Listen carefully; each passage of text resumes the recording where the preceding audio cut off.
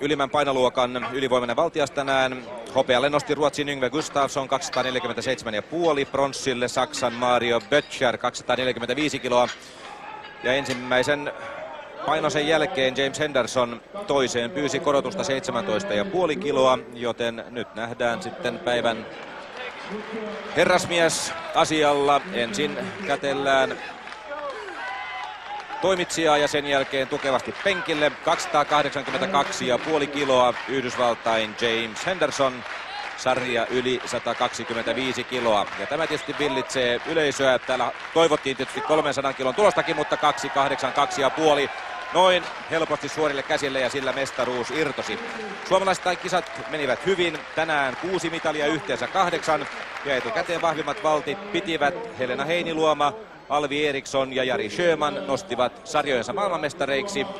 Viidennet penkkipunnerruksen maailmanmestaruuskilpailut ovat päättyneet.